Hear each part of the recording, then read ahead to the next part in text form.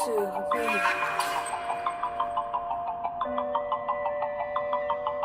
I walk with the dead, I talk to the dead. Paranormal theory is up in your head. Got to be brave, I walk through the graves, hoping one day that the spirits will be saved. Yeah, I walk with the dead, I talk to the dead. Paranormal theory is up in your head. Got to be brave, I walk through the graves, hoping one day that the spirits will be saved. Yeah, when it comes to paranormal, you know I'm an OG, filled with the skills, boy, everybody know me. When I'm out of town, you can catch me on the TV, hanging with the high squad, everybody envy. Revolutionize the ghost back south, crack-a-lackey. From the ghost stories to the Lizzie Borden house. Phil's got the skills, the kills, then is out. What are ghosts? Where is the proof? Can science explain it? Let me theorize with you. Go to events and hang with my crew. Paranormal family is a life that I choose.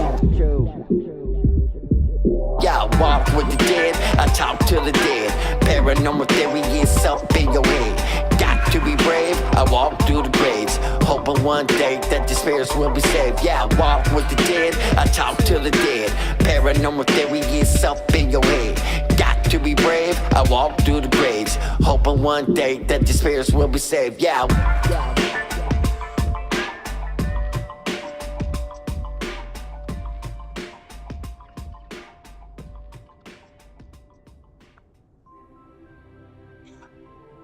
What is up, everybody? It's your boy, the Ghost Theorist, with my man, David Dean. What's up, brother?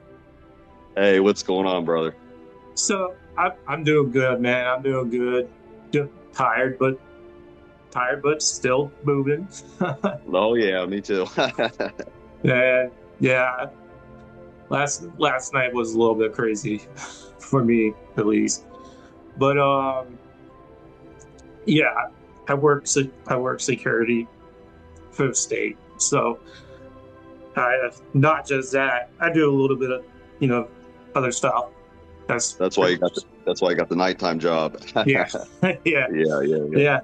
That song like Billy Idol says, "Lonely is the night when your mind is not your own.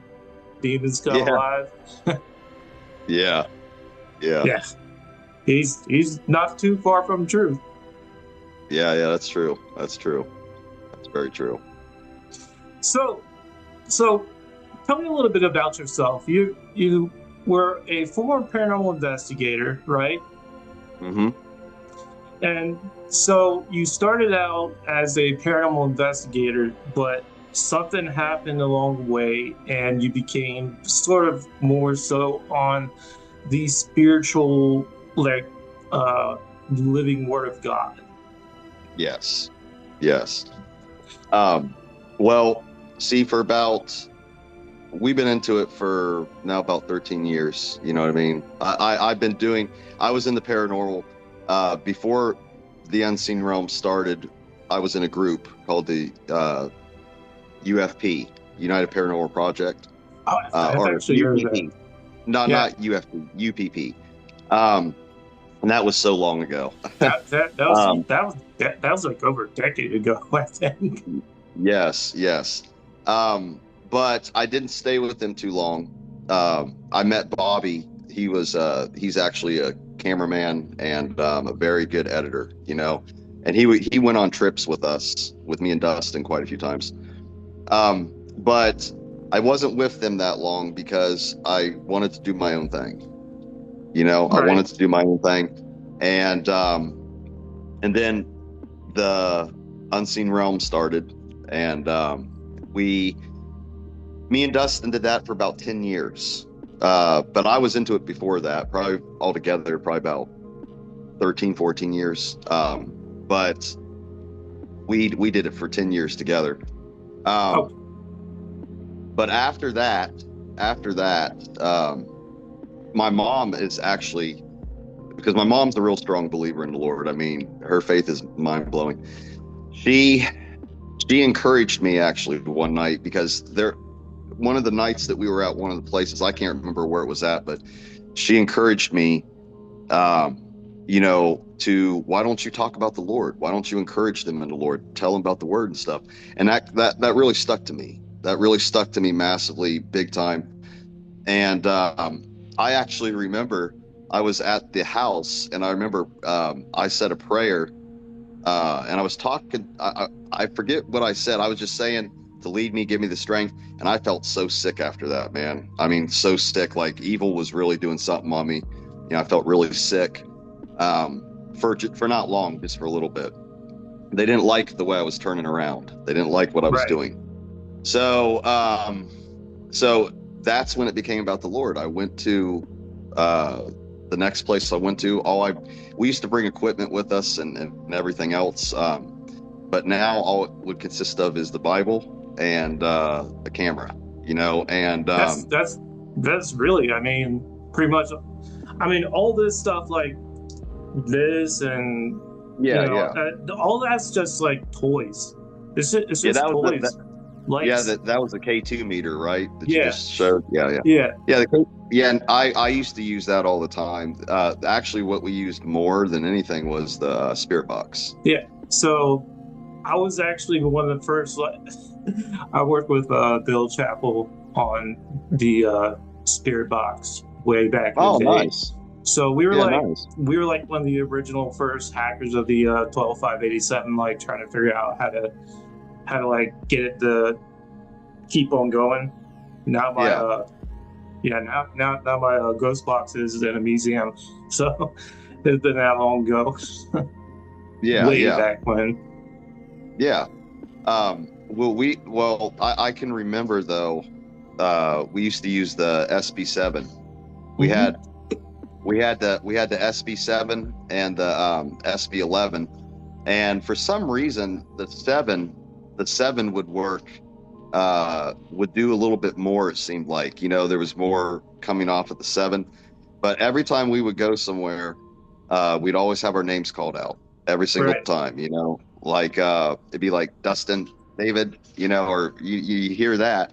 Um, so and then sometimes it would just be like what's coming through, you know, because it's going through like frequencies, you know, like the radio waves, stuff like that. Well, basically the ghost box, like you pretty much heard basically everything a ham radio would hear, even like if there was telephone lines and stuff like that, people talking to telephone lines, like you would even hear voices from those conversations. But from what my understanding was, is that when you asked the question, like right after you asked the question and it gave you an exact answer after that question, the coincidence of that, colliding, that was my theory of how it worked, like how it Yeah. worked with me. Yes. Yes. Um, yeah. The other thing too that we used a lot of was the ovulus quite a bit. Yeah, Um, Oculus, yeah. but that was a little different because sometimes it would just get weird. It would just be spitting out a bunch of words. But I always kind of knew when it was working more right, because what would be coming through is what's, you know, what we're going through there. You know what I mean? It's hard to explain, but whatever was going on at that moment, when words would come through that would be making sense with that, you know, that was more of a that's how I knew it was more working right.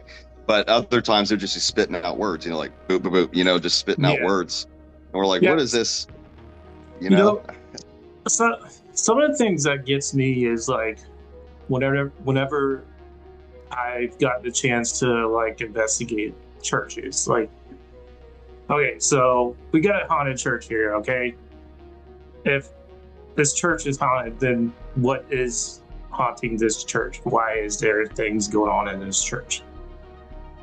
Mhm. And that's one of the things that kind of gets me where this idea kind of splits apart. Mhm. And so like that's when you speak a little bit better about this than I do, because I'm more of a science guy. Phil Nye the science guy. Oh, I remember So that. so so when there's a haunting at a church, how would you how would you explain that? in your sense, like in the spiritual sense, that there's like a haunting at a church that is Well, bothering people? well, see, I've been actually, I'm going through footage now. It was from like a year or so ago. We did a lot of places in Indiana. Oh, yeah, We, because yeah, we've done a lot of places there. And there's an old church called the Old Hodder Center Church. And I'm actually going over footage now and every week putting 5 minutes of it out, and, um, but I've noticed there's more peaceful things going, it seems like, than, at the hospitals or other places that we've been to, or jails, or stuff right. like that.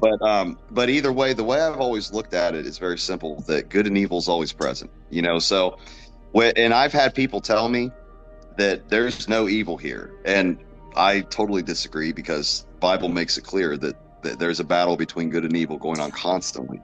I really So do. I really do believe that there's a battle of good and evil going on in this physical realm, not just in a spiritual absolutely, and sense. But yeah, it's crazy, because the footage I've been going over, I picked up one that was very demonic. You could definitely tell. I forget what was said. I said something obviously relating with the Lord, and you could tell it was definitely demonic by the way it sounded, by what they said.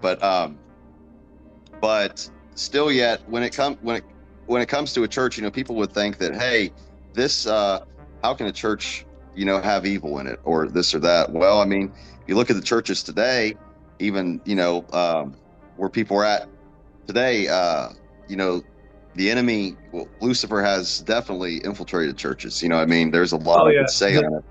yeah, like the government basically using churches as kind of a tax exemption and stuff like that. And when the government got involved in churches and stuff back in the early 1900s, pre World War One, like Yeah, things kind of went real south.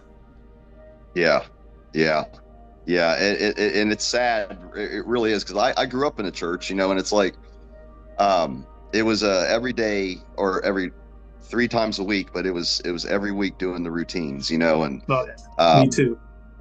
so and I had friends at church. I had great times, but I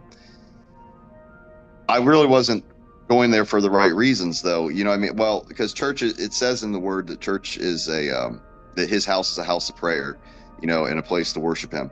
But that's it, though. You know what I mean? It really, the church is actually the body of Christ, like all throughout the world, those who believe in it, that's the actual church. Right. But I think That's what I believe. yes, exactly. And now it's become more about the buildings, and Right. more about this, like that's a church. And no, it's really the people in it, the ones that truly believe in the Lord, that's the church, you know who Charlie Kirk is? He passed away Yeah. not too long Yeah. ago. Yeah. He said it really well, that it's become postmodern Christianity today, is what it's really become. Pretty much. It's not because um again, there's a lot of man-made ideas, and yes, and that's why I don't go to church. That's why I haven't been to church actually in a long time, because I don't like the denomination stuff. I don't like how they're split up because of their difference in opinions. Like Baptist, I grew up in Nazarene church, Nazarene, Lutheran, Mhm. whatever. It seems to me that's man-made concepts, and I don't want to be a part of that. I would rather read Sit the here and word like talk I with do. you about stuff like this, and Yeah, like yeah, actually be at church. but I tell people, I don't tell people to not go to church. It's good to find a good church. I mean, a body of believers, and it's good, but nowadays they don't talk about everything, all the concepts, everything. They talk about his salvation, they talk about his love, which is absolutely crucial, absolutely important. But they don't talk about the lake of fire. They don't talk about judgment. They don't talk about what's going to happen down the road. They don't talk about none of this stuff, and it's almost like they're kept away from talking about Yeah, it. they do skip points in the Bible that are like literally there. Like literally, Yeah. they're like, uh, Elijah, Second Kings, Second Kings, Elijah. Skip Yeah. that wheel part and not Yeah. even See, talk about that.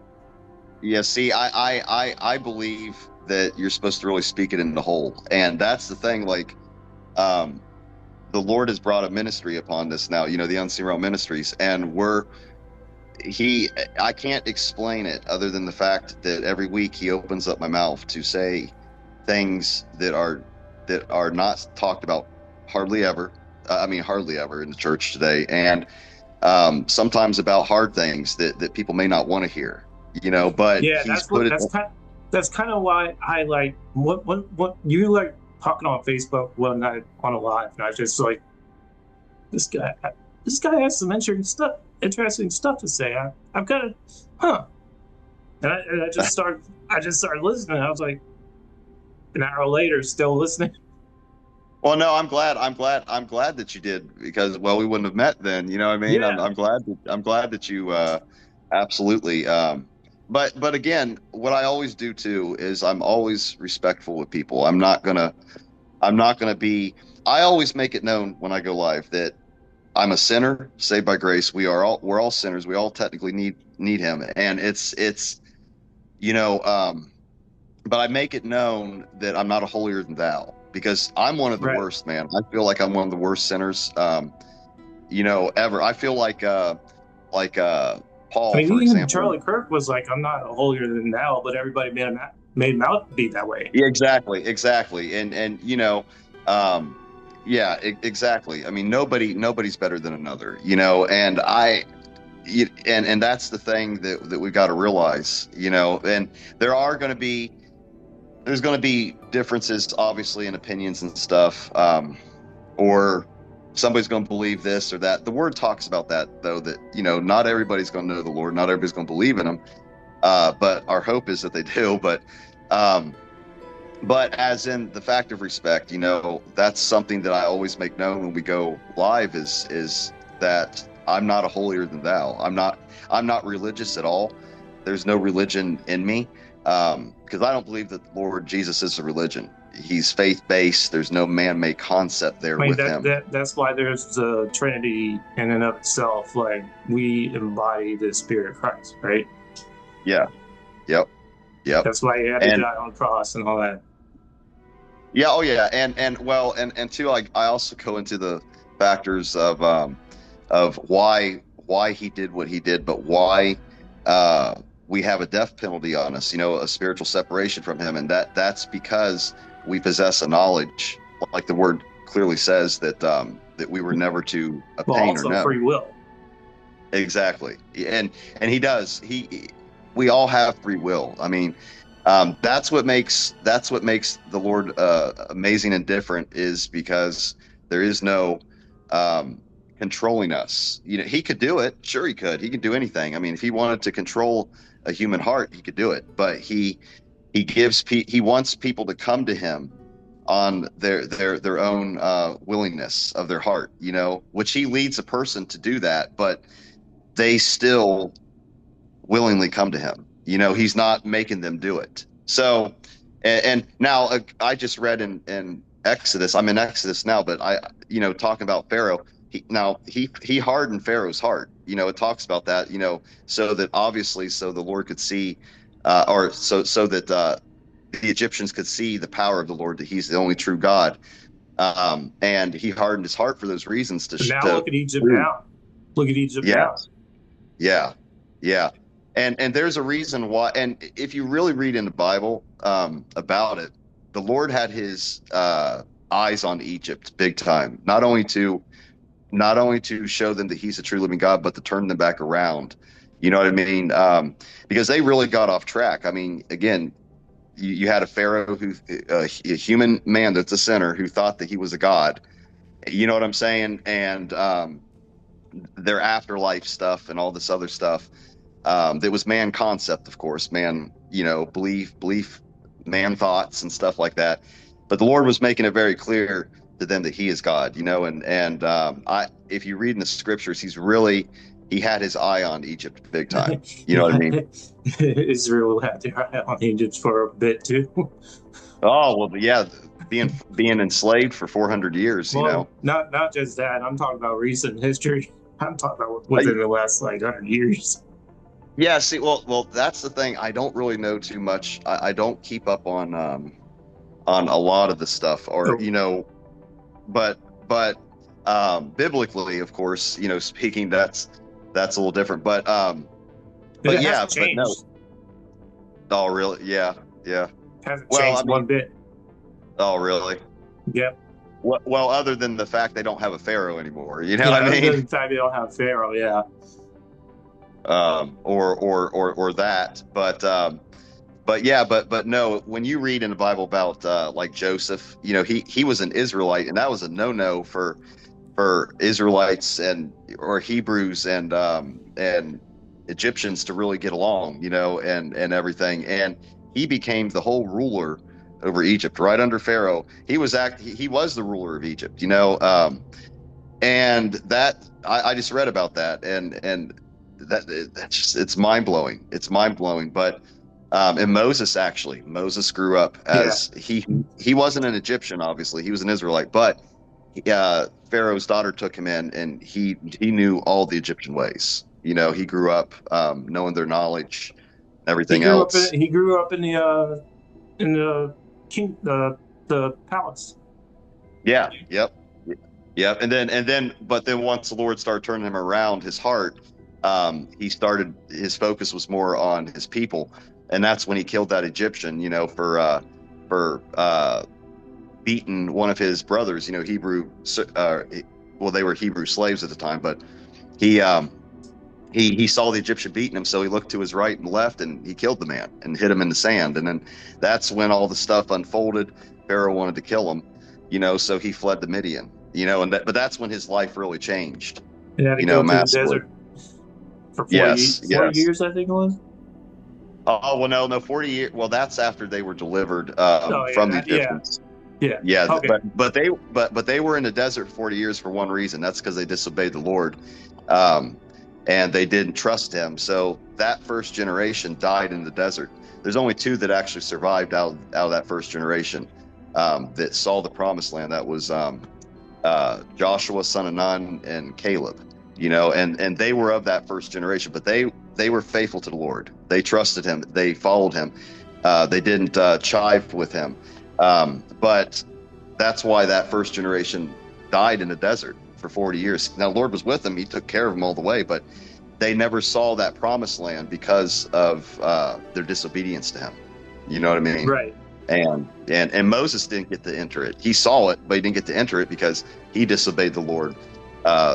But we understand through anger, he was very angry. He had that John Wick kind of thing going. Yeah. Yeah. And really, you think about it, though, those guys had it hard, man. They really did. Like Moses didn't have it easy.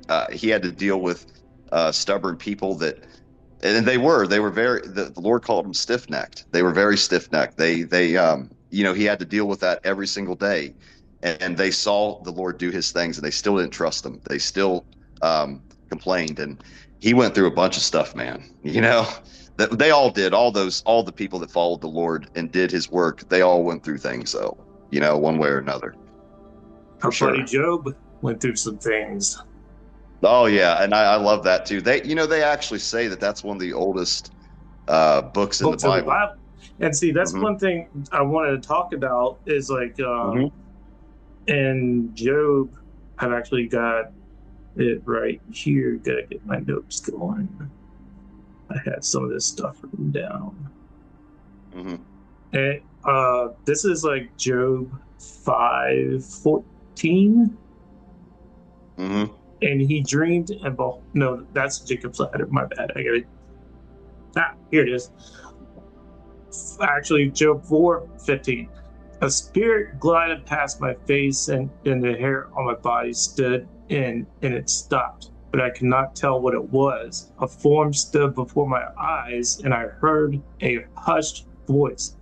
Can a mortal be more righteous than God? So that was basically when Satan pretty much started talking to Job, or kind of made the deal when, like, he Mm-hmm. went into a deep sleep, right? Mm-hmm. And it explained right there, like, exactly what we feel today whenever we experience paranormal phenomena. Mm-hmm. And if Mm-hmm. you see what I'm saying, I mean I mean, it's kind of right. It's kind of right here. I mean, this is the way I kind of look at it. Like, if I see a verse like that, I literally think, like, he's lucid dreaming and he's seeing a spirit, a ghost, exactly the Oh, way well, we see it today. yeah. Well, and you see too, a lot of times those guys, you know how a lot of times the Lord would show them visions or Right. dreams, Yeah, like but I was just talking about Jacob's ladder just now. yes, yes. But half of the time, if you read in there, they weren't. It wasn't a physical thing. They were carried away in the spirit. It says they were carried away in the spirit. And again, there's a lot in the Lord's word that we will not understand. Anybody who says they understand every little thing about it, they do not, because you know, there's parts that I'll read, and I've read the Bible through many times now, and there's still parts that I don't understand exactly, and that's okay though, of course. But What's one of those parts that you're talking about? oh well, let me see. I'd have to There's a kind of go. yeah. There's Yeah, I'd have to really go back. Uh, I'm trying to think. There was one the other day when I was going live, and I was reading from the scripture. There was one part that I really trying to remember what that was. Talking about if your right eye causes you to sin, gouge it out. It's better for you to what was it, enter heaven with like one eye than to have both thrown in hell, or it was something like that. I can't remember I guess exactly. that's where Pulp Fiction got the idea of eye for an eye. Yeah, yeah. Well, now the whole eye for an eye and tooth for tooth. See, the world misjudges that. They think that means, hey, if somebody does me wrong, I can do them wrong. That's no. But that's The like eye the for old version. Now it's turned the other cheek. yeah. The eye for the eye and tooth for a tooth actually in the word is talking about the law system, and how when somebody does wrong, and like somebody murders somebody, and they purposely murder them, well, then they're going to be murdered. Right. That's what it's talking about. It's talking about That the law system. they call that the ecclesiastical system. Yeah. And if you read in the Bible, it talks all about the law system. I mean, Moses talked about it too. I mean, there was a law system set up. They even had those towns where if somebody killed somebody accidentally, they could go to that town to flee, but they had to stay there until the priest died. Kind of same thing that we have today. Like, if, say, for example, Putin were to get caught and he would be charged for war crimes. I mean, he would have he could go to Iran for safe haven. Yeah. Same thing, same idea. Yep. And again, there's just but again, growing up in the church, I still probably would have thought that when they said an eye for an eye, is meaning like, well, if somebody does you wrong, you do them wrong, and the world looks at it like that. But when you read the Bible through, you realize what he's talking about. He's talking about the the law system and everything. But just like judging, really, through what the Bible says, that the law system is the only ones that are really to judge. Obviously, in the court of law. But when it comes down to us judging each other in heart and mind, we're not to, because we're nobody's better than another, and it talks about if we judge others, we're going to be judged in the same way according. So, and that's a scary thing when you really think about it. But as in the spiritual, these guys, like I said, they were carried. They experienced a lot of things that the world would consider paranormal, of course, and everything. Of course, what they experienced was way beyond that. Because again, if the Like world it goes into etherical type, multi-dimensional, real weird-ish. Oh yeah, and how we were talking, or earlier we were talking about the aliens a little bit and stuff like that, Right. or mentioning that. Well, the Chariot fire. aliens, yeah, yeah. Now the Bible doesn't speak too much about the terrestrial, but it mentions the terrestrial, so that is A part of the absolutely. dimension of reality that we're supposed to kind of accept. Yeah, yeah, and so, and I've always believed too. There's other life forms out there. I mean, absolutely. It's not. We live in a big universe, and the Bible even talks about the terrestrial, the celestial, which is angels and stuff like that. So there is other life forms, and if you read in the kingdom, talking about his kingdom, there's creatures in his kingdom. You know what I mean? And they're not human like us. You know what I mean? Say for example, like the Nephilim and stuff like that, right? Yeah, yeah, yeah, yeah, exactly. So now with the way the world puts it as what they think aliens are, this that, I'm not so sure on that. I'm not calling anybody, saying they're not being truthful or anything, but either way, these other life forms, they still worship the Lord because He created them and they know Him. So it's one of those things where, when you read the Word, though, it makes things really clear. It does a lot of times, or it always does, one way or another. As long as through His Spirit showing you. But no doubt about it, though, that it talks about that stuff. It talks about the spiritual realm. I've always said this: if a believer denies that there is a spiritual realm, then I have a real hard time believing that they know the Lord at all. You know what I mean? Yeah. See, I've always said that as well. Like, why? I go to church quite a bit, and I talk to people about it all the time at church quite a bit, and they're like, Mm-hmm. Phil, this thing that you're doing is quite evil, blah blah blah blah blah, and all this kind of stuff. And it's like, okay, so we're talking about the Holy Ghost right now, right? If there could be a Holy Ghost, can't there be regular ghosts? Mm-hmm. Simple. Yeah. Well, yeah, and I had some experience. Actually, my mom did too. My dad passed away be about 10 years now, which is crazy. Time just goes by. But but after he passed away, I had some experiences. I had some personal experiences happen with myself, and so did my mom. My mom heard his voice. She called his name, and that's all she heard. And I remember I was doing a live. I was kind of getting more into direction with the Lord and everything at this point, but still, there was a lot of still unsureties and things. And but I remember I was upstairs and I really felt compelled to just talk to my dad. And I remember I asked, I said, Dad, I said, if you're really here, I said, can you make give me some kind of a sign, show me, can you turn this light on and off or some. And sure enough, but it all started because the light it was dimming on and off, and then I started thinking like, okay, maybe something's going on. So I started talking, to my dad. And when I asked, hey, can you turn That this? almost sounds like that scene from Interstellar when he talked to the watch. Yeah.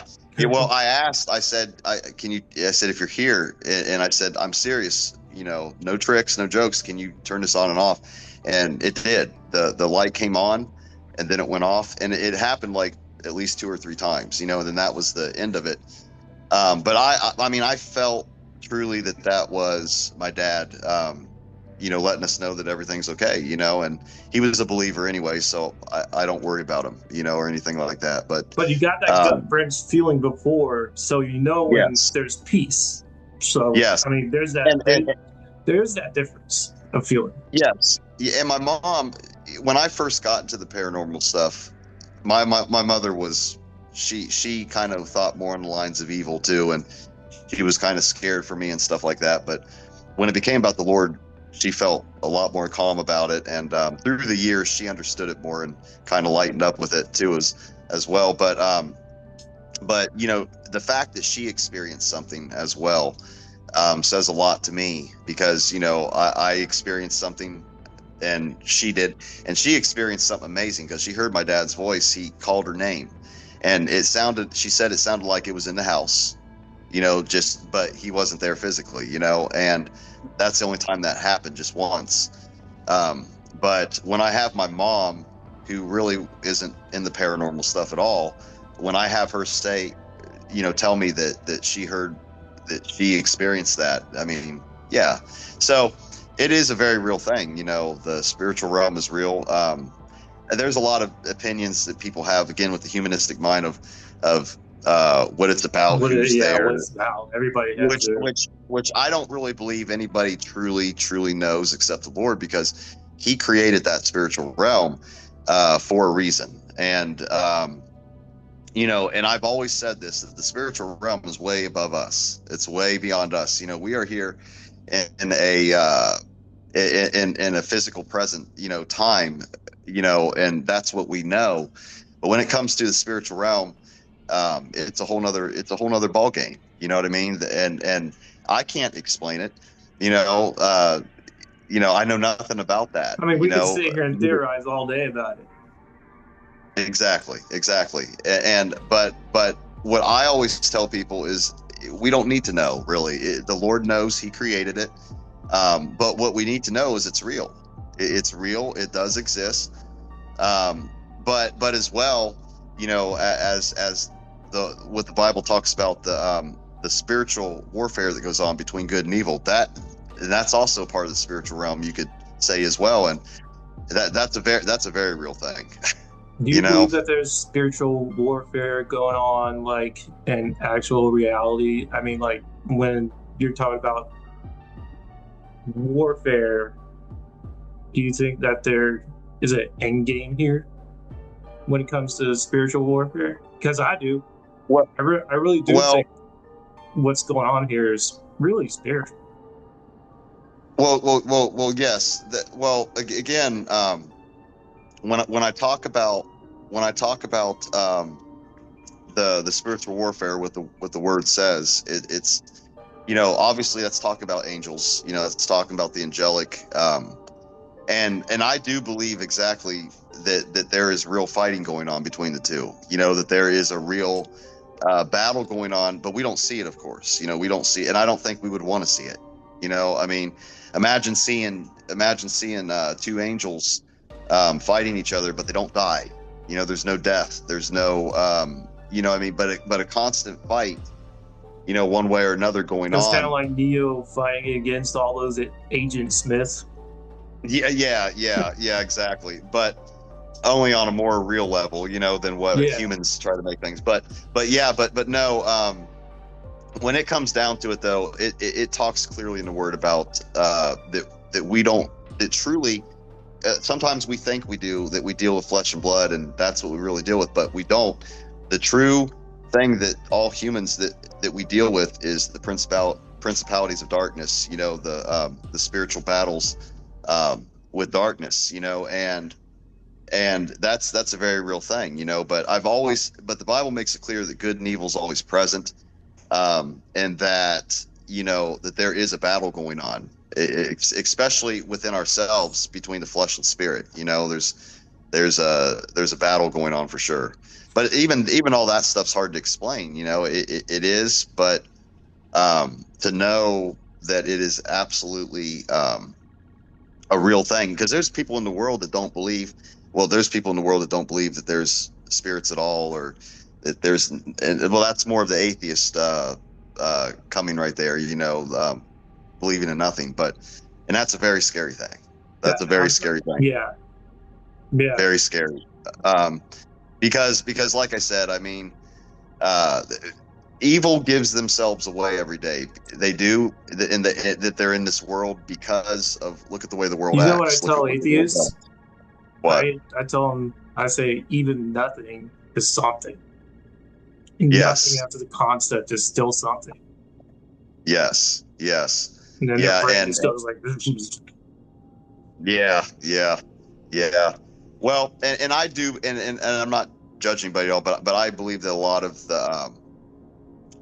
probably a lot of the people that have the more atheist belief is because something happened in their life. Something happened in their life Trauma. where they got mad at God, or they got mad at the Lord, and they blamed him, or something went on to where they just gave up. You know what I mean? And I'm not saying that's always true for every one of them, but I am saying that there usually a lot of times there's something that went on. You know what I mean? Of what shifted their thinking to, hey, there's nothing at all. You know what I mean? Or they could have been taught that way too, which is, to me, is sad. You teach a child that, but you never know. There could be multiple reasons for that, but to know, though, like I said, that the spiritual realm is real, that we really fight with a spiritual battle, that we can't win on our own, of course, but but the realness of that spiritual battle and of that realm is just it's mind-blowing. It really is. What's crazy to me, what's very crazy to me is, I talked about Putin earlier. Putin's very Orthodox Christian, what we're talking about. He believes in the Bible. He believes what we're talking about, right? So, but we're his moral, the United States is moral enemy. I just don't understand that concept. The only thing that I could really, the spiritual warfare that you're talking about, the only thing that we have a disagreement with Russia is the idea of Israel being a kingdom. Yeah. That's the only difference between us and Russia, and why Putin's against us. Which really there should be no fight at all between us and Russia. Now, I don't know exactly. Is Russia? Are they considered communist, or what are they considered? They are considered a communist country. They are under communist rule, but at the same time, a lot of Russians are very Orthodox Christian. They read from the same Bible we do. Mm-hmm. Mm-hmm. Yeah. And well, see, I just asked because I don't really keep up on a lot of the stuff. I mean, I probably should a little more, but yeah.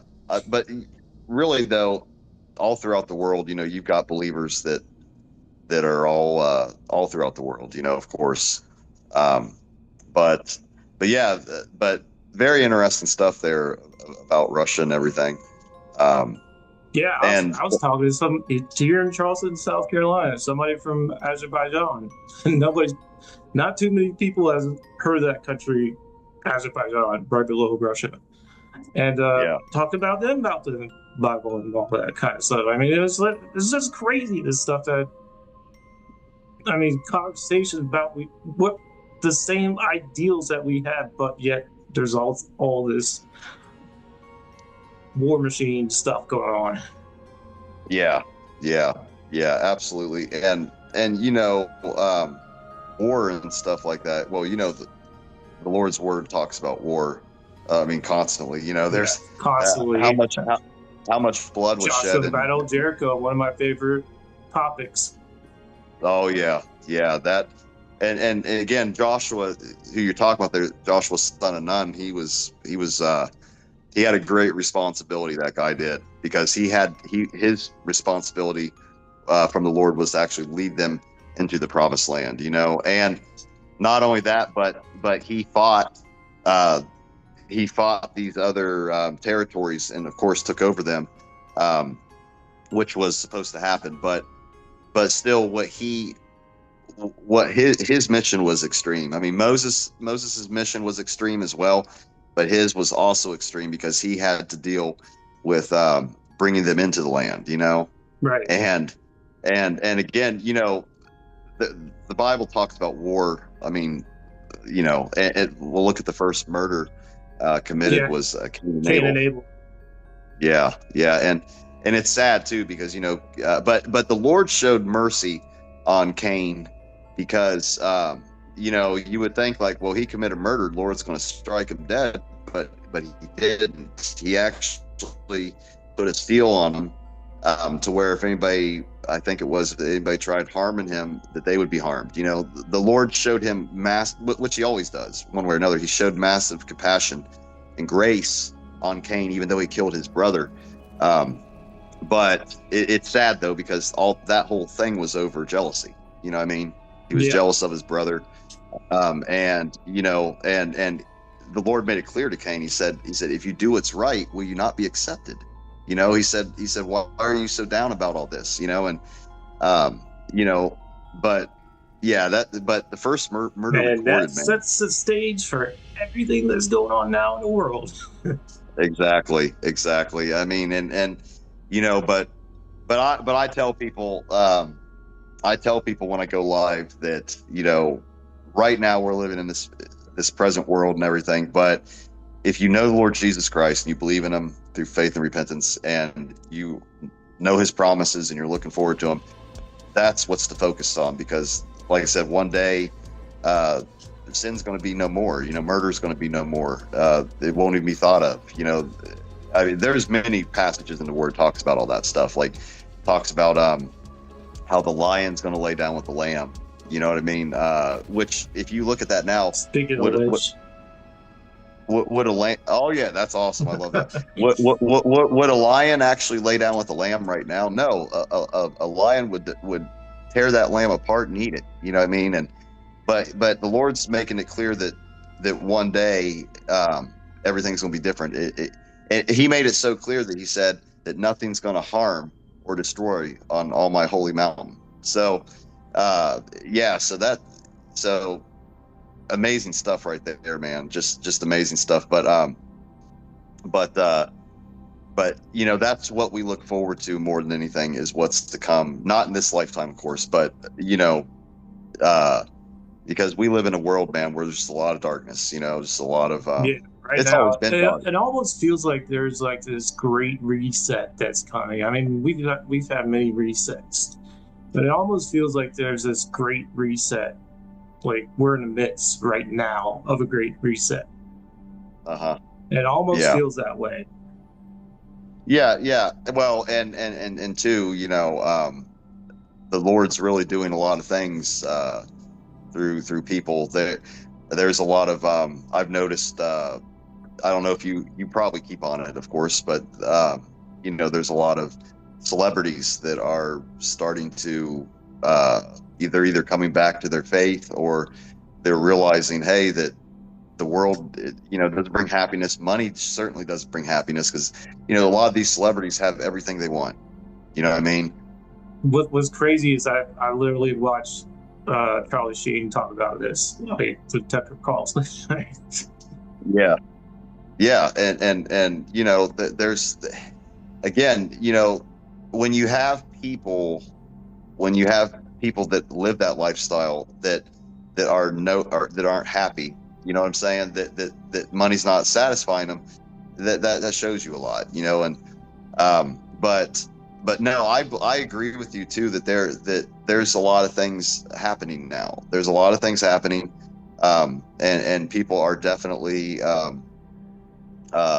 waking up to it more, you know what I mean? Like, and I just talked about this, I think it was yesterday. Again, not downing people, but it's something I saw on YouTube, and it was a good topic to talk about. But about these mega churches, you know, the Kenneth Copeland types.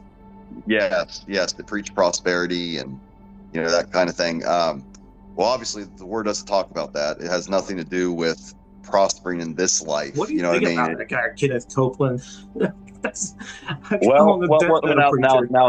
Now again, I'm not going to judge him. I pray that he turns to the Lord. That's what I pray, that he truly comes to know him for real. But, and I'm not saying he might have been on the right track. But what if it's like that's his style? Like, you know, he sits in his living room listening to Cannibal Corpse, and, you know, he's reading the Bible. Yeah. And that's where he's getting like. well, no, he well, and I mentioned this, and I'm not saying that a preacher can't, you know, that a pastor or preacher can't be called, or can't be a millionaire or be rich, but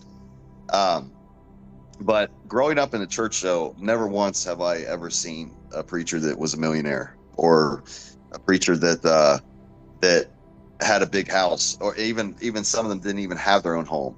You know what I mean? Yeah. They you know. Just, my So dad would have been one of those exceptions, but my dad was one of those kind of people that kind of, he started from nothing, and yeah, just he dug dirt. That's all he did. Was he was a landscaper and made yeah, an empire. yeah, yeah. But you see, it's just that but how, and not judging on it, but when you look at, like, I don't even like to say the names, but like you were saying, Kenneth Copeland, or these other guys, but what they're preaching is self-based, self-based, and again, the whole prosperity preaching is, if you give, you're going to receive this much back, or you're going to Right. get blessed this much. Like, And that's not what was that guy's name that had the miracle spring water? Oh man, I forget his name. well, there's a lot of them. There's quite a few. There's quite a few of them. That's his name. Yeah. But again, those who, I've always said this, but those who truly follow the Lord Jesus Christ and His Word, they're going to know automatically whether somebody is of Him or not, because of their fruit. Yeah, and when I do. Yes, and when I see, and I'm not judging these guys, I don't need to judge them. I can see by what they're doing. Again, when you're prospering for yourself, and which it should not be. The Word is not about prospering for you. It's about prospering His kingdom, building the Lord's kingdom up, which is eternal. But teaching people to prosper here, and that's the main point, and that's what the Lord wants you to do. He wants you to be prosperous. He wants you to he wants us to be prosperous in Him, in His Spirit. He wants us to prosper His kingdom, which is to come. But for us to just, it's all, what I'm basically saying, it's all self-based, and that's against the Word. The Word is highly against all about yourself, you know what I mean, entirely. So what's awesome is, like, my mom, like, my dad's a preacher. He's totally against what I do in paranormal, totally against it. But my mom, like, if she were to see me sitting down here talking with a guy like you about the Bible, this whole thing would totally change everybody in the church's mind. This conversation that we're having right now. Yeah, absolutely. Well, that's kind of how my mom is too. Very much so. Again, when I started thinking more on the lines with the Lord, and I started thinking more on the lines with Him, and making it about Him, there was more of an interest there. You know what I mean? There was a big interest there, actually. But in fact, my mom, she wants to go to that old church that I went to like a couple of years ago. Indiana's one weird place, man. I'll tell you, corn church, corn church, bar, corn. Yeah. Indiana Beach, Indiana. Yeah. And and I'm sure you've heard of some of the places. One that we went to an awful lot in Indiana was Randolph County Infirmary. Yeah. We went there, went to Dan, he owns like 5 or 6 places in Indiana. We've been to all of them, but I remember one time when I went there to the Randolph County Infirmary. We've been there many times, mind you, but this one time I went there, I had been there for a while, and I was in the basement, and I got pushed a little bit. Actually, I went forward, and I know something did that. And when I went back through the footage, I got that gut wrench feeling. Yeah, and I got this EVP back that it was very clear. It said you're back. You know what I mean? And they knew who I was. Dean is back. Yeah, exactly. And but but yeah, and then I could tell you some other places too that were just absolutely evil. Just I can tell you one right now, the Villiscax murder house. Yeah, Johnny Hauser. Yeah, yeah. That I went there one time. Me and my cousin, we went there, and everybody said that, or well, when we went there, the guy that met us there, you know, he told us. I said, "Hey, does a lot go on down in the cellar?" And he said, "No, nobody really, you know, pays much attention to the cellar." And I'm like, oh, "Okay." So I go down in the cellar because I usually would go to all the creepy places, the scariest places where people, you know, felt really leery. That attracted me. So I would go down there, and I remember it was absolutely a demon, man, like 100%, by what they said, by what they sound, by the way they sounded. It wasn't human. But it said, and I'm basically stating what it said. It said, "I want the devil, F religion, okay, Dave." That's what it said to me. You know what I mean? And it was completely demonic, 100%. You know what I mean? Yeah, I've had and those EVPs before, and it sounds so completely demonic. And I played it on the show before, and uh-huh. I'll send you an episode where I play the EVP. But I mean, it doesn't even sound like it sounds Latin more than English than anything. Yeah, yeah, yeah. I mean, just but see that night when I went there, I you know, whatever demonic entity that was, whatever they were making it very clear, like we're not about the Lord. You know what I mean? And I, you know, um, and of course everybody has opinions on things, but biblically it talks about the fact with children, they're in the kingdom. But there at the Villiscax murder house, there's dolls everywhere. You know, if you know the history about it, you know, there's a family that got slaughtered there, you know, Yeah. as well as children. And there's people that believe that those children are there, which I'll tell anybody they're not. You know what I mean? That whole entire place is demonically ran, you know, entirely. And if you believe in the word, I mentioned this to you before, that when we went to places, we used to hear kids' voices all the time. Well, when we started bringing the Bible in and talking about the Lord, all those kids' voices stopped, Turned into because something else. and the reason why is because demons trick people. You know, you're not They the can. first person to come on the show and say that. Oh, really? Yeah. well, they absolutely can. They do. You know, but you know, it's amazing that proof there just showed it changed, because like I said, what we experienced before, and then now, since we're talking about the Lord, it's completely different. Like but it's almost like in reality that demons, they have nowhere to hide when the truth is brought to them. They have nowhere to hide, other than to be themselves. You know what I mean? I And know. that's what I want. Bro, that movie, The Pope's Exorcist, man. Oh man, that's Yeah. such a great movie, and that's just exact example of what you're talking about. Like, you know, Yeah. when their names are mentioned, what's the point of them hiding? Yeah. Yeah. And They've already again, lost.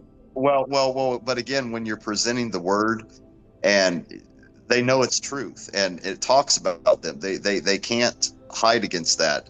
And that's where I differ, with what I do now than when I was just doing paranormal. You know, because Right. again, a lot of what we were entertaining, me and Dustin, back then, was demons. You know what I mean? A lot of trickery, a lot of just things. And I'm not saying it all was. You know, like I said, I do believe that there are human spirits, you know, in the realm, and I look at it this way: when we go to a place, if a spirit or a soul wasn't getting helped at all by what we're saying, evil wouldn't be lashing out like they do.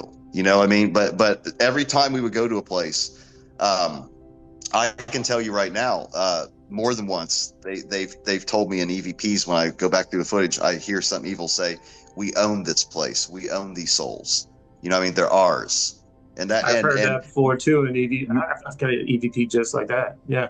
yeah, you remember? I'm sure you heard of it, the Bel Air House. Yep. You know, now that place, absolutely dark. You know, 100%. And that is one of the places of the example I was just saying where the evil there was making it known. Now they actually thought that we were trying to get rid of them, that we were trying to rid the evil there, which we were not. If we were, they would have left, you know what I mean, through the Lord's authority. But we were there to encourage souls, which is what we do and would be doing. So they, you know, the evil there though made it very clear that these souls are ours. You know, we own these souls, you know what I mean? But they don't, and they lie, because biblically the Bible makes it clear that the Lord owns all souls. He owns all souls, just like he owns the world and everything in it. You know what I'm saying? Satan doesn't own anything. He doesn't own kingdoms. He doesn't own souls, especially souls.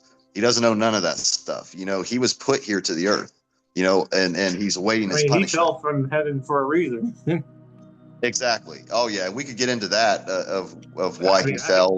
Like I said, I could talk all day. Oh yeah, absolutely. You know, and you know, he but the fact is though that when I would hear those things about evil owning things, it's like, no, you don't. You don't own those souls. You deceive those souls. You deceive them their whole life and led them astray, but that doesn't give you ownership of them. You know what I mean? And that's of course, I wish I would have actually heard them say that when I was there, because it would have got heated. I would have been bringing out the Bible on those demons and telling them the facts, like, you know, you're not going to go against the word right now, because you know it, you believe it, and you know you don't own those souls. You know what I mean? So, but so again, you've actually gone to like locations and brought in the Bible. There's this location here in Columbia that's basically a vape shop, and the dude's got a footage. His name is Brad. He's a good buddy of mine, and another investigator up in New York. And he's got footage of the Bible literally just like sliding off, like flying off, and like it's insane. And you mean physical things happening? Like, yeah, like physical things happening. And he puts a Bible there because he's a Christian himself. Brad's a Christian, right? So he reads the Bible a lot, and he puts the Bible there because he thinks it'll help that building out. And then one night the Bible just flies off like, it's insane. It's just like, and that's what the world would consider like poltergeist, you know? Yeah, like poltergeist activity. Yeah. Oh yeah, I mean, that can absolutely happen. Now I'll tell you that we've never had things like that happen. We've had some crazy things happen, but nothing to where something was trying to physically harm or moving things around, but definitely saw shadow figures, you know what I mean, appear and then disappear. And then as well as my buddy Dustin, who was my partner in it, still is, he's a part of the ministry too, but he he's experienced apparitions, seeing full-fledged apparitions appear and then they disappear. I never did. I saw the shadow figures, but yeah, that when you get into that kind of thing with things being moved around, or and I do believe that happens. I do. Fortunately, it never happened with us. You know what I mean? It was a little more peaceful, but again, things didn't have to. I've gone into places like for our middle school in Iowa, say for example. I mean, that place is very well known now. When we went, it wasn't really well known, but I've slept in the middle of the gym floor, and like same exact example that we talked about in the book of Job. I'm sitting there lucid dreaming, and then that black mass just pacing back and forth in the gym, and you see like we video after, and you could literally see the stretch just forming right on my chest. Like, I've had that happen myself. Yeah. Well, and speaking of that, I had a demonic attack this was many years ago, and this was when I was going through dark times and I was not with the Lord. But I remember I woke up one morning. Who were you a drummer for? Do what? Who were you a drummer for? What band? Oh, Yeah, it says you're a drummer in well, your no. bio. Oh yeah, I am.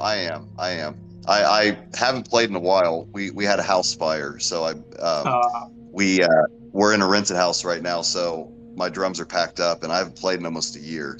But I love music. I used to tour all around America myself, so as a manager. Oh, that's awesome. That's Yeah. awesome, man.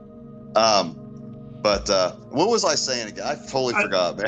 We were talking about evil, like evil places. Oh yes. Like yes. Callisto.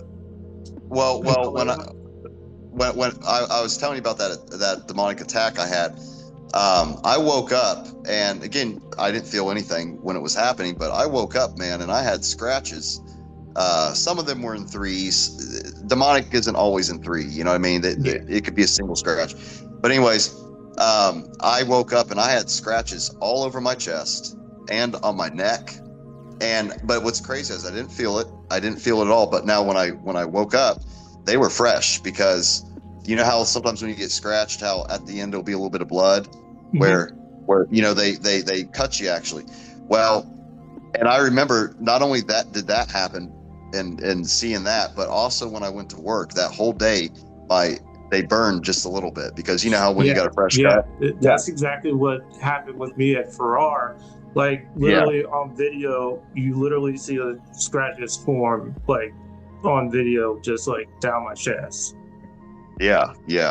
And you know, people will say that, you know, that's evil marking you or this or that, but I look at it too. But again, the thing is though is I go back in day and do it again. Oh, absolutely. Yeah. Oh yeah. Me too. I mean, I'm not. Again, there's when it comes to going to places and what evil wants people to really be more than anything is afraid. They want to put fear in you. And if somebody's afraid, then that's going to be a lot easier for them to get to them. You know what I mean? But again, a lot of it has to do with the Lord and His Word. Like I can tell you times where we went to a place and I had to pray, because we would anyways, but I had to stop and talk to the Lord, because something evil was trying to get me to, you know, either not go there, or they were just trying to put fear in me, you know. So, and I talked to the Lord, and I went in and did what I did, but still yet, evil definitely tries to put fear on people, you know, impose fear on people, and they feed off of that big time, you know. And see, I actually have a whole video that I'm just talking myself about how to conquer fear and be a better paranormal investigator. And I didn't get into the spiritual part of it, but this is another part of how to get rid of that fear and be a better paranormal investigator. Yeah. And fear, like I said, there was actually one or two times. Well, there was one time where fear got the best of me. You ever heard of the Bell Nursing Home? I have not heard of that one. No. It's in Ohio here. It's probably about an hour and a half from where I'm at, or no, an hour and 20 minutes. But that's the first place I ever went to. That was my stomping grounds. Like that was the very first. That was the beginnings of it all. You know, going anywhere. So, very special place to me still. It's no longer open though. They made it into something else, which is kind of sad. They did the same thing with the old city jail here in Charleston, where it's supposed to be the most haunted place in America, or whatever. And the Dog and Duck magazine owns it now. They whitewashed the whole place, but I got photos of it before they whitewashed it. It looks evil as crap. Yeah. Oh yeah. And you know, but there was one time. Me and I've been there probably about 4 times, you know, in the past. Dustin, he went there with me once, and I remember it. We were not prepared. It was cold. At the old city We jail? what? At the old city jail? The place you're No, talking no, about? no, no. In Ohio. The one in Nursing. Ohio. Yeah, the nursing home. Okay. But we went there and we weren't prepared. It was really cold, and it's hard to concentrate when you're physically not, I mean, you're cold, you're uncomfortable. But something was trying to get the best of me in that basement, and they did get the best of me. I didn't go down there. There was some kind of a fear that was trying to be induced on me. So after that time, I told Dustin, I said, no more of this. I said, we're standing our ground. And from that time on, it didn't matter where it was, what we were facing. We stand your ground.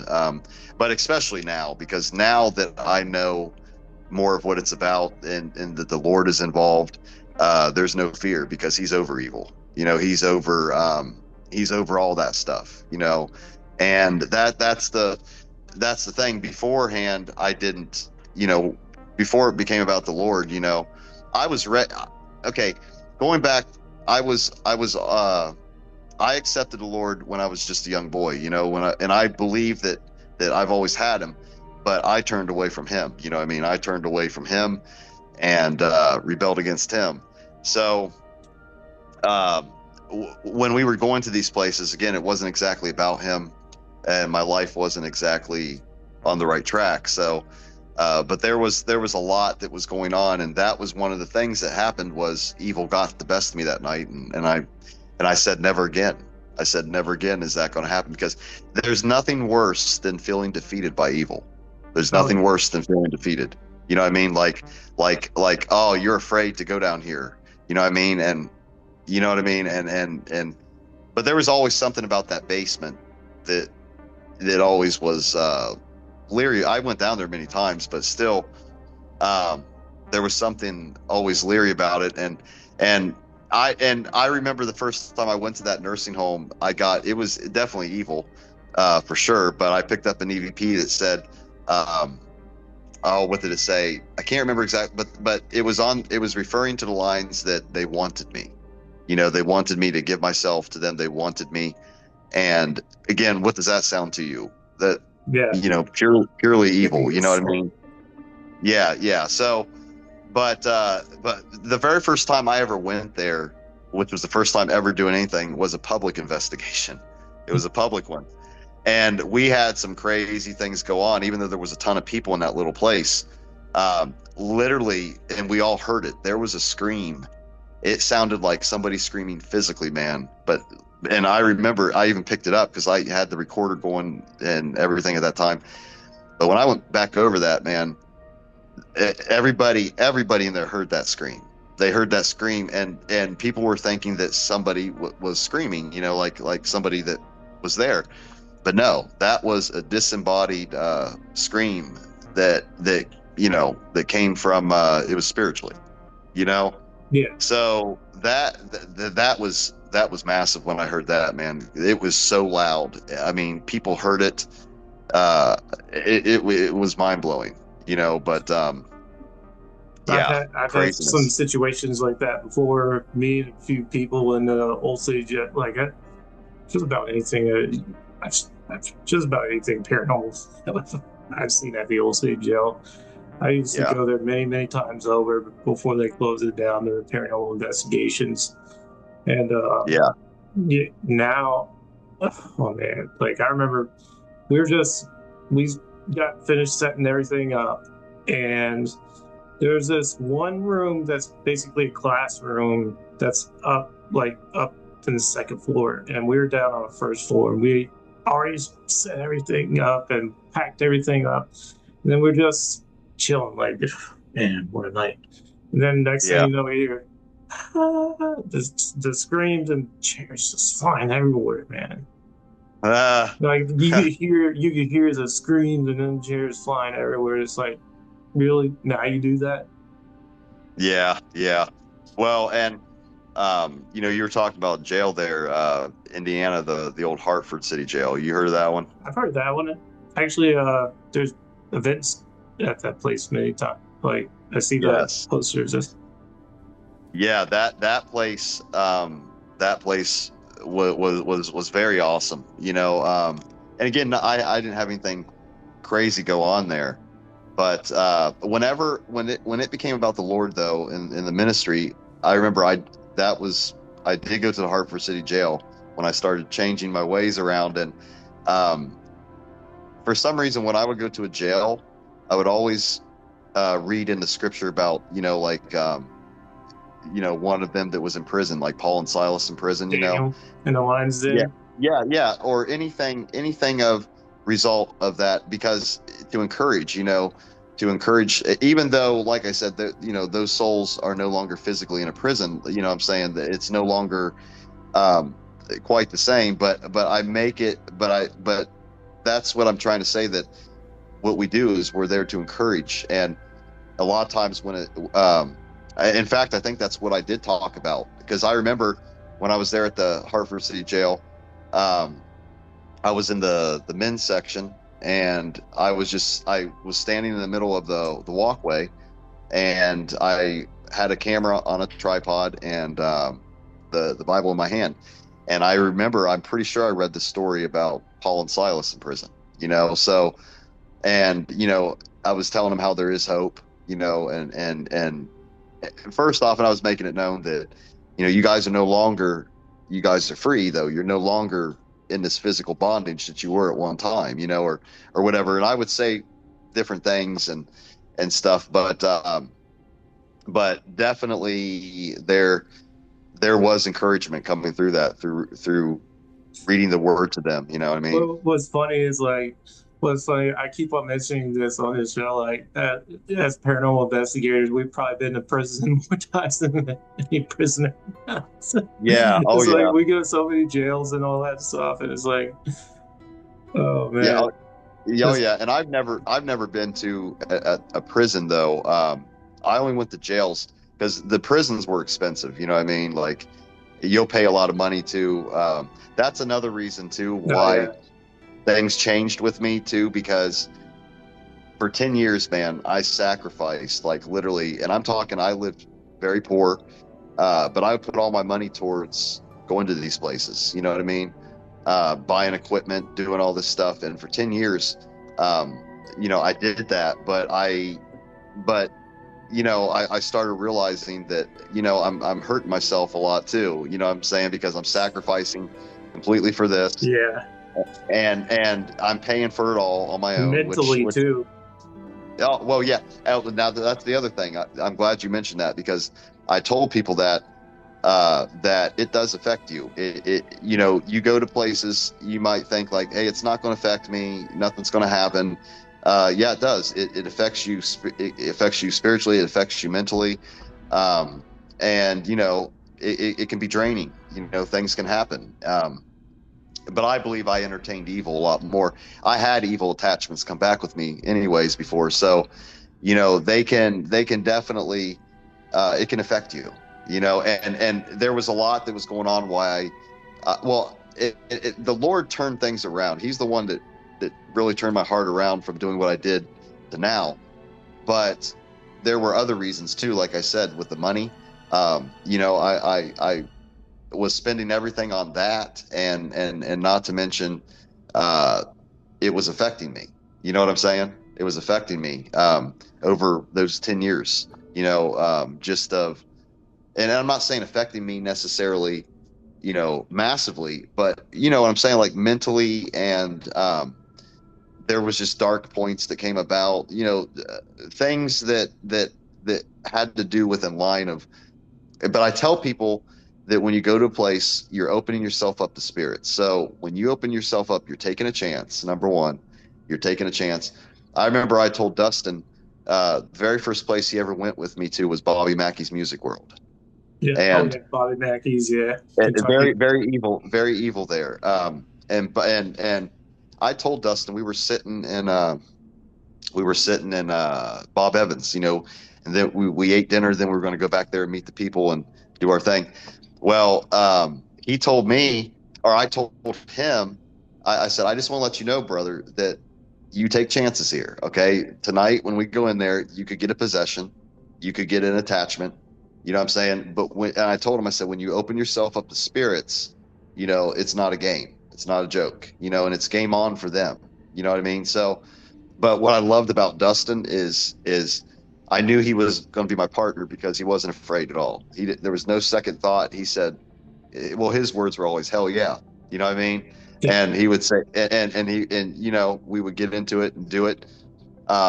So, but I've always told people that don't think that you go to a place and you're going to be fine, that nothing's going to happen, because when you open yourself up to spirits, things can definitely happen. You know what I mean? 100%. Especially with evil. Evil is a massive one. Like, and there are people that will say that they're protected, but I'm gonna tell anybody that the only way you're protected, period, is through the Lord Jesus Christ. You're Right. not protected through these spiritual acts people do. I had a guy who actually told me, he got a hold of me because he heard a message on Facebook I was doing. This was years ago, and he's a friend on Facebook. But he went to a place investigating, and he tried protecting himself with other spiritual, acts that other people do. He said they didn't work one bit. And I said, well, I said, that's not a surprise. I said, because it's not real. Then he got a hold of me, and he said, I remember what you said, Dave, about trusting the Lord, putting your faith in him and relying on him. And he said that got him through that whole night. And I told him, I said, see, you know the truth, bud. You know the truth, and you know what really protects you. You know what I mean? So, when I hear things like that, that's awesome, because those are people that did other things, and it did not work at all. But then the simple fact of come down to faith and belief in the Lord Jesus Christ, and how that totally turned things around. You know what I mean? So, yeah, amazing stuff. Interesting conversation, man. It's a little bit over an hour, man. I wasn't expecting to go over an hour, but crazy. Yeah, interesting conversation. But I've got somebody calling me right now. Called me 3 times, so I got you. Answer that phone call. So I got you, man. Yeah, man. We gotta get on this part 2, man. Hey, anytime you want to. I enjoyed this, man. I'm glad that we're friends, man. I'm glad that we that met up through all this, and you know what I'm saying? The Lord does things for a reason. He does. Yeah, man. But one thing for sure, anytime, my schedule's kind of weird, because I work during the day and stuff. But yeah, I work at night, so whenever you want to do something, just let me know. And yeah, man, figure it out. I love it. I do, and I've enjoyed it very much. Yeah, so I enjoyed it as well. Well, this is. I just hope I answered the questions as good as possible. So really, it wasn't even a question. We were just talking back and forth. Well, absolutely, yeah. You're right. I actually had questions in mind, but I was like, yeah, this went totally a different route than I expected it to go, and I was like, I'm enjoying this a little bit more. Yeah, absolutely, man, absolutely. But I do appreciate you allowing me to be on. Yeah, and man. I appreciate you. I really enjoyed it, for sure. All right, man. Well, I got to answer this phone call, and it was great talking with you, Dean, or David. And I will have you on for part 2 at some point in time in the future, for sure. All right, brother. Well, I really appreciate that, man. Peace. God bless you, though. Yes, God sir. bless you, though. God bless you. This has been Ghost Theorist with David Dean of Unseen Ministries. Right? Ministries? Yeah, Unseen Realm Ministries. Unseen Realm Ministries. Had to plug that in there for you. All right, man. Well, I'm going to end the recording here. Okay.